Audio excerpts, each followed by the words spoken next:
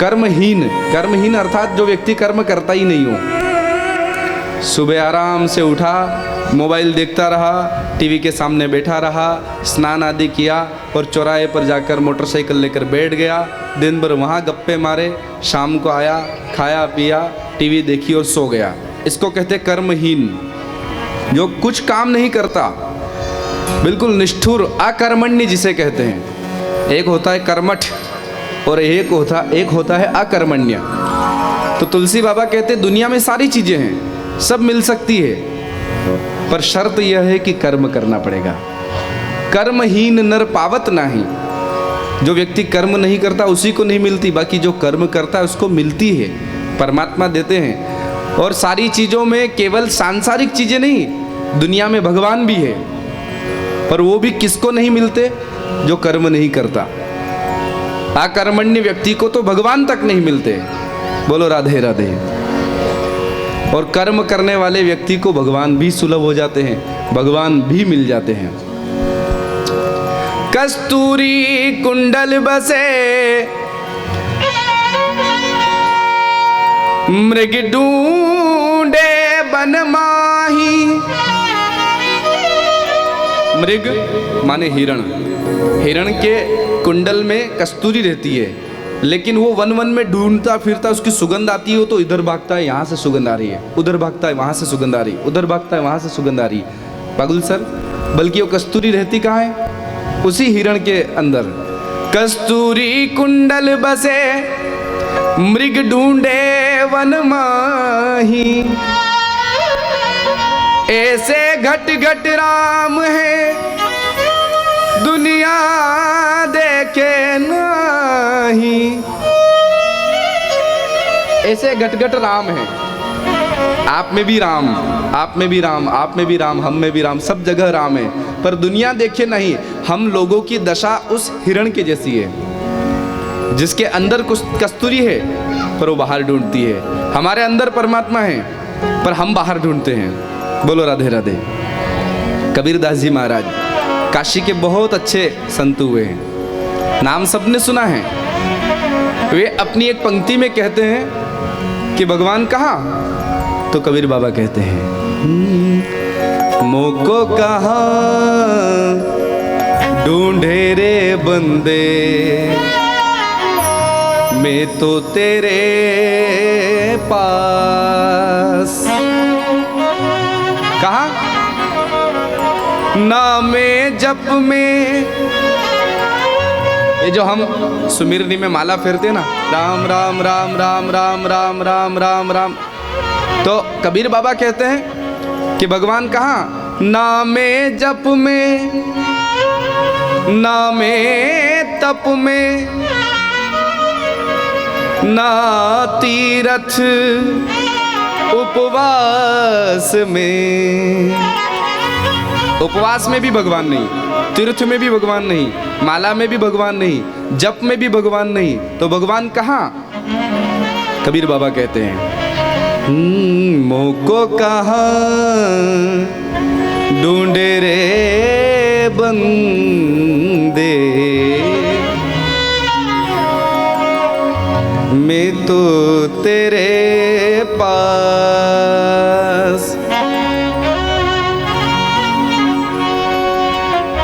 क्योंकि कबीर बाबा ने देखा लोग माला लेकर तो फिर घुमा रहे हैं, लेकिन इधर माला चल रही है, उधर माताएं माला फेरती है, चूल्हे पर दूध रखा हो, इधर माला चल रही हो तो इधर नाम ले रही हो, ध्यान उधर पड़ जाता है बार बार, वो दूध तो नहीं उफन रहा है। राम राम राम राम राम, और दूध उफनता हुआ दिख जाए तो बहू कहाँ गई, बहू कहाँ गई, बहू दूध उफन रहा है, खराब हो जाएगा। राम राम राम, जल्दी से वो बार बार निकाल के देखती सुमेरु कब आएगा, माला कब उड़ेगी। जय राम कृष्ण हरि राम कृष्ण हरि राम कृष्ण हरि राम कृष्ण हरि राम कृष्ण हरि राम कृष्ण हरि राम कृष्ण, आप मत बोलना हो, राम कृष्ण हरि राम कृष्ण हरि। और दूध उफनता देखती है तो अरे राम राम, दूध उफन रहा, बहू कहाँ गई, बहू को देखा तो पास वाली से गप्पे मार रही है, तो माला इतनी फास्ट हो जाती, राम कृष्ण हरि राम कृष्ण हरि राम कृष्ण हरि राम कृष्ण हरि। माला पूरी हो फिर बताती हूँ। तो ऐसी स्त्री को, ऐसी महिला को, ऐसी जापक को हमारे कबीर बाबा ने देखा तो उन्होंने कह दिया नामे जप में, ऐसे जप में मैं नहीं हूं, जप में भगवान हैं। पर ऐसे जप में नहीं। नामे तप में तपस्वी को देखा आंखें बंद करके बैठा है, लेकिन ध्यान न जाने कहां कहां दौड़ रहा है, मन कहां कहां दौड़ रहा है। तो कहा ऐसे तपस्वी में भी भगवान नहीं। ना तीर्थ, व्यक्ति तीर्थ में गया पर तीर्थ में जाकर के भी उसका मन घर पे ही भागता रहा कि मैं इतने दिन हो गए तीर्थ में घूम रहा हूँ, मेरे घर का क्या हुआ होगा, चोर तो नहीं घुस गए, बेटा कहीं गलत संगत में नहीं पड़ गया, व्यापार में घाटा तो नहीं हो गया। ये सारी अगर बातें दिमाग में घूम रही है, ऐसे व्यक्ति को देखा तो हमारे कबीर बाबा ने कहा तो कहा ऐसी तीर्थ यात्रा का भी मतलब नहीं, ऐसे तीर्थ में भी भगवान नहीं। ना तीर्थ उपवास में, उपवास में भी भगवान नहीं। अब लगता तो ऐसा है कि कबीर बाबा नास्तिक तो नहीं थे, पर नास्तिक नहीं थे। उनके चिंतन तक पहुंचोगे ना तो आपको लगेगा कि कबीर बाबा नास्तिक नहीं थे, पर कबीर बाबा क्या कहना चाहते हैं वो समझ लो। उल्टी वाणी कबीर की, बरसे कंबल भीगे पानी, कंबल बरस रहा है और पानी भीग रहा है। अब ये बात कोई समझे वही समझे, सबके समझ में आ नहीं सकती। ना उपवास में, कबीर बाबा ने कुछ लोगों को देखा उपवास तो करते, लेकिन उपवास के नाम पर 11 आई तो 11 रस न बने, वो 11 कैसी हैं? बोलो राधे राधे। राधे राधे। एक व्यक्ति ने शाम को जैसे वो कहीं से आया बाहर से, पत्नी की ओर देखा, वो ऐसे मुंह लटकाए बैठी थी। बोले अरे क्या हुआ, ऐसी उदास क्यों बैठी है? तो बोले आज मेरी एकादशी है ना, 11 से ना 11 एकादशी। अच्छा अच्छा, तो कुछ खाया नहीं? बोले कुछ नहीं, एकादशी को तो कुछ नहीं खाते हैं। अरे राम राम, कुछ नहीं खाया? बोले सुबह में 6 बजे उठ करके मैंने देखा पंचांग में एकादशी थी, तो क्या करती, तो तुरंत मैंने 1 गिलास दूध गर्म किया और दूध पिया। फिर काम करा, घर का जो बासीदा था वो सब साफ किया, घर के बाहर घर के अंदर बासी साफ किया। फिर 7:30 बजी तो कल के कुछ वो फ्रूट रखे थे, केले वगैरह, वो केले आधा किलो केले होंगे, वो खाए 7:30 बजे। और फिर बच्चे को स्कूल जाना था तो उसका टिफ़िन तैयार किया। भूखी तो चक्कर भी आ रहे थे, जैसे तैसे टिफ़िन तैयार किया। 9 बजे बच्चा स्कूल गया, तो उसके स्कूल जाने के बाद मैंने थोड़ी सी वो क्या बोलते जूस रखा था। डेली जूस, प्रातःकाल जूस पीना चाहिए, मध्याह्न में छाछ और रात में दूध पीना चाहिए। तो मैंने 1 गिलास भर के बस जूस पिया 9 बजे। फिर आपके ड्यूटी का टाइम हो रहा था तो फटाफट आपका टिफ़िन तैयार किया, थकी हारी सुबह की कुछ खाया नहीं, 10:30-11 बज गई थी, आपको टिफ़िन दिया, आप विदा हुए, तब तक वो साबूदाने गलाए थे वो गल गए थे, तो उसका थोड़ा सा फलाहार बनाया और इतना सा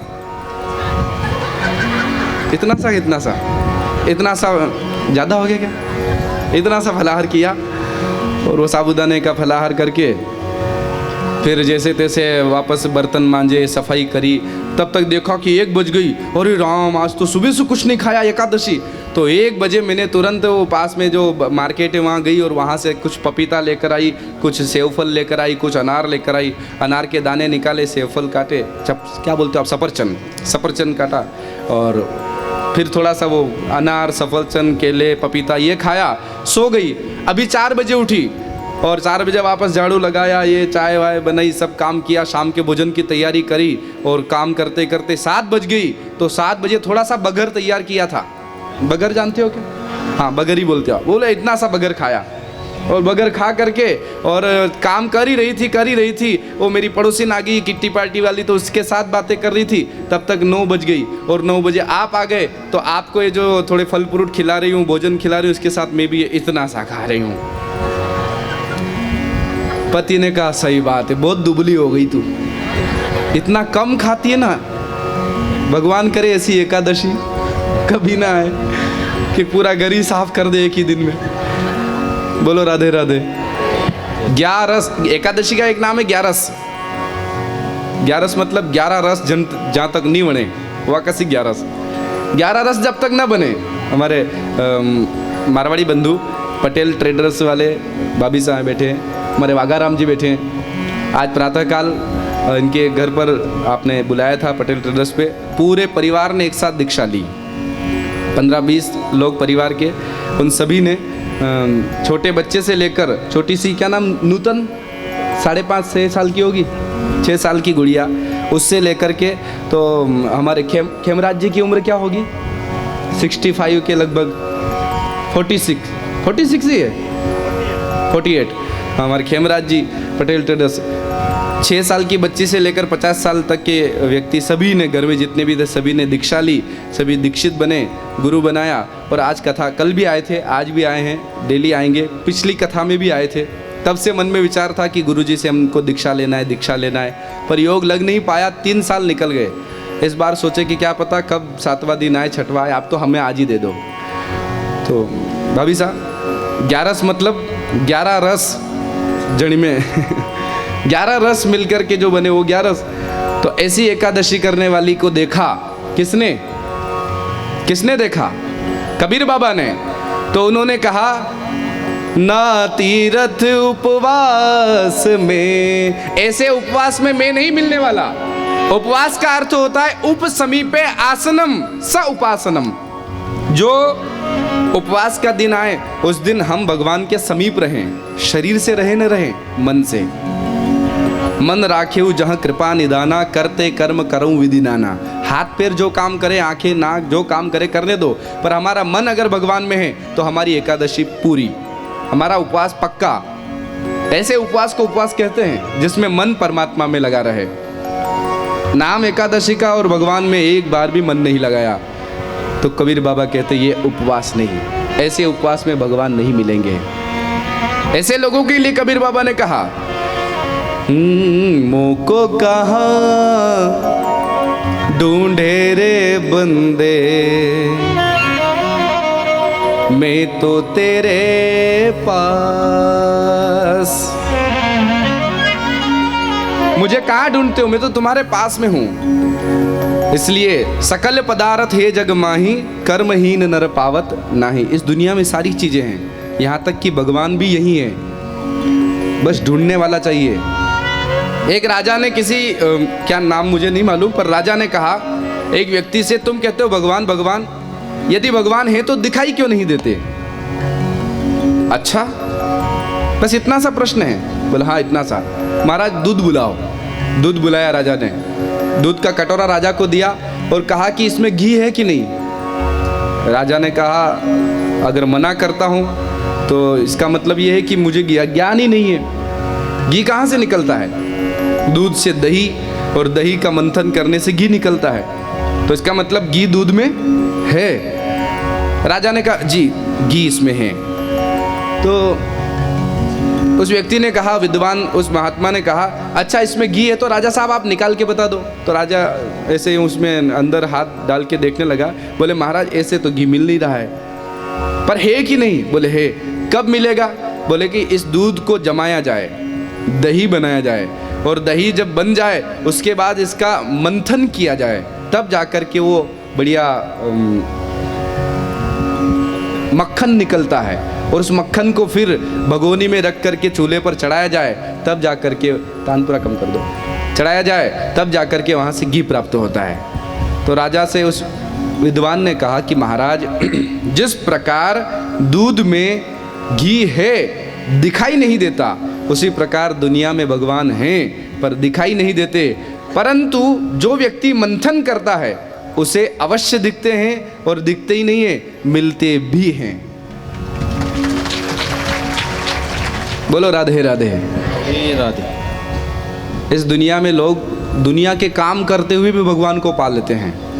दूर मत जाओ, आपको सबको मालूम है किसने प्राप्त किया। हमारे तुकाराम महाराज कहते हैं एक भक्त ने प्राप्त किया। कहाँ का रहने वाला भक्त? क्या नाम? धन्य ते अरण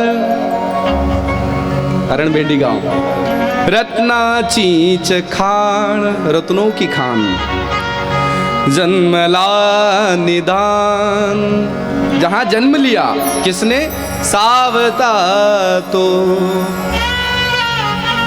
सावता सागर, प्रेमाचा आगर, घेतलावतार मार्या घरी। अवतार लेकर के एक संत आए माली के घर पर, नाम सावता महाराज। आप सब कथा जानते हैं, सुनी भी है। सावता महाराज पंढरपुर नहीं जाते थे, लेकिन मैंने कहा ना, हाथ पैर काम करते हो उनको अपने हिसाब से करने दो, पर हमारा मन भगवान में रहे। शरीर कहीं भी रहे, काम कुछ भी करे, आँख कुछ भी देखे, कान कुछ भी सुने, मुंह कुछ भी बोले, पैर कहीं भी चल कर जाए, हाथ कुछ भी करे, लेकिन मन कहाँ रहे? परमात्मा में। तो समझो भक्ति हो रही है। बोलो राधे राधे। राधे राधे। दो लोग जगन्नाथपुरी दर्शन करने जा रहे थे, दोस्त थे। अब जब अपने गांव से निकले जगन्नाथ भगवान का दर्शन करने के लिए, तो एक गांव में पहुंचे और बारिश होने लगी। और जब बारिश होने लगी तो दोनों एक स्थान पर रुके, वहां देखा तो वो वेश्यालय था। अब वेश्यालय के बाहर थोड़ी देर खड़े रहे। एक दोस्त ने कहा कि भाई ये बारिश तो न जाने कब बंद होगी और मुझे जगन्नाथ भगवान की आरती का दर्शन करना है, मुझे जाना ही है। दूसरे दोस्त ने कहा नहीं नहीं, मैं तो इतनी बारिश में नहीं जाने वाला, मैं यही रुक जाता हूँ, कल जाऊँगा। अब जो दोस्त कि मुझे जगन्नाथ भगवान की आरती के दर्शन करना है, गिरते पानी में चल पड़ा और जगन्नाथ भगवान के दर्शन करने वहाँ पहुँच गया मंदिर में। सुनिए श्रीमान, इधर देखिए, मंदिर में पहुँचा, पर मंदिर में पहुँचे हुए आरती में भी खड़ा है, घड़ियाल भी बजा रहा है, पर उसका मन कहाँ था? अरे मेरा वो दोस्त वेश्यालय में रुका, वो वहाँ पर उस वेश्या का नृत्य देख रहा होगा और खूब मौज कर रहा होगा। मैं यहाँ क्यों आ गया? कल आ जाता, भगवान कोई भाग के थोड़ी जा रहे, कल दर्शन कर लेता। तो खड़ा आरती में है, लेकिन ध्यान कहाँ है? वेश्यालय में।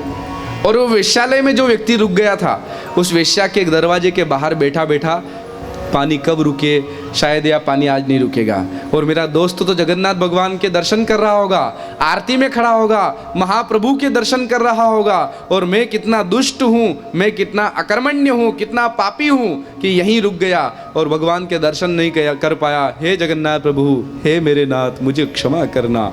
और वहीं बैठा बैठा वो रोने लगा। थोड़ी देर बाद बारिश रुकी, वो दोस्त आया और इससे कहा कि अब कल दोनों जाएंगे, चलो घर चलते हैं। दोनों घर जाने लगे, और जब घर जाने लगे बिजली गिरी, दोनों मर गए। सुनिए, बिजली गिरी, दोनों मरे, एक गया स्वर्ग में और दूसरा गया नरक में। सोचो कौन सा गया स्वर्ग में और कौन सा गया नरक में? जो व्यक्ति जगन्नाथ भगवान के सामने खड़ा होकर के, और उसका मन कहाँ था? वेश्यालय में। क्यों? वेश्या इतना बढ़िया नृत्य दिखा रही होगी, इसे सज धज कर आई होगी और वहाँ बढ़िया नाच गान हो रहा होगा, उसका मन वहाँ पूरा, वो भले जगन्नाथ भगवान के सामने खड़ा, लेकिन वहाँ पर्दा हो गया, उसको भगवान दिखे ही नहीं। ये आंखों के आगे पर्दा हटा दिया ना, तो समझो भगवान मिल गए। वो पर्दा ऐसा कि भगवान के सामने खड़ा, पर उधर वेश्यालय दिख रहा है। और वो जो मरा तो वो नरक में गया, और जो वेश्यालय में खड़ा खड़ा जगन्नाथ भगवान का ध्यान कर रहा था, बिजली गिरी और मरा भी, वेश्यालय में खड़ा रहने वाले भी स्वर्ग पहुंच गया। मन राखे जहां कृपा निदाना, इतनी सी बात आप समझ जाओ। आप कुछ भी करो, जो भी परिवार आपको मिला है, स्वर्णकार में मिला है तो सोने का काम करो, चर्मकार का मिला है तो चमड़े का काम करो, लोहार के घर में जन्म मिला तो लोहार का काम करो, ब्राह्मण के घर में जन्म मिला है तो ब्राह्मण का काम करो, कोई शिक्षक है तो पढ़ाने का काम करो, कोई व्यापारी है तो व्यापार का काम करो। कोई मना नहीं है, कोई कर्म बुरा नहीं होता, परंतु मन हमारा भगवान में हो। सावता महाराज, बेटी नागू पूछती थी, पिताजी ये बगीचा किसका है? आप इसकी हमेशा सेवा करते हैं। बोले बेटा, ये पंढरीनाथ का बगीचा है, वो मालिक है और हम तो नौकर हैं। बस हमें काम सौंप दिया है कि बगीचा संभालना है, तो हम ये बगीचा संभालते हैं। अच्छा, तो पिताजी वो पंढरीनाथ, वो विट्ठल, वो विट्ठू कभी मालिक है तो कभी अपने बगीचे को देखने नहीं आते? सावता महाराज ने कहा, बेटी आते हैं, परंतु वो बहुत व्यस्त हैं। उनके एक नहीं, ऐसे लाखों करोड़ों अरबों बगीचे हैं। दुनिया में कितने ही लोग हैं जो उनके बगीचे को संभाल रहे हैं, मतलब उनके कितने ही भक्त हैं और उनके दिए हुए कर्मों को कर रहे हैं। तो वो कहाँ कहाँ जाए?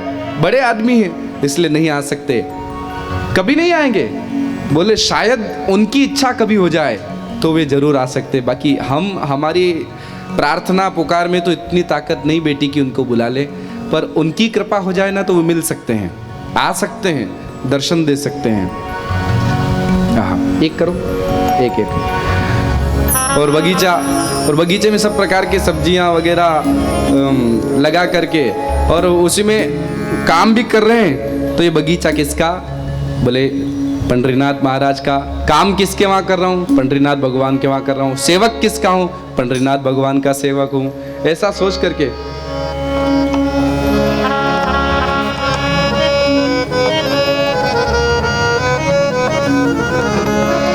कांदा मुड़ा भाजी, कांदा मुड़ा भाजी, कांदा मुड़ा भाजी, कांदा मुड़ा भाजी, अवगी विठाई माझी, अवगी विठाई माझी, अवगी विठाई माझी, अवगी विठाई माझी, अवगी विठाई माझी, अवगी विठाई माझी, कांदा मुड़ा भाजी, कांदा मुड़ा भाजी, कांदा मुड़ा भाजी, कांदा मुड़ा भाजी, ओ कांदा मुड़ा भाजी, कांदा मुड़ा भाजी, कांदा मुड़ा भाजी।